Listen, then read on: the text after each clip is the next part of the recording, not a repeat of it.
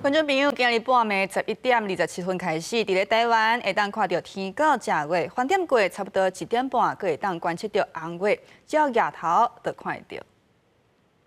自阴暗半暝11:27开始，台湾的天顶会当看到一场正罕见阁壮观的天高正月，也阁会出现正罕见的血月。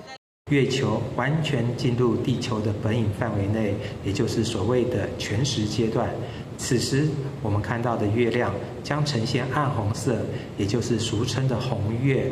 这是因为地球的大气能折射些许太阳光线，而使月球呈现暗红色。这边天高正月总共5点经过30分钟，初八透早1点半到2点53分，月面全息的阶段，夜头就看甲正清楚。月球通过地球半径南平，规个亚洲、澳洲西半部加非洲的东部部分地区，拢会当自头看到尾。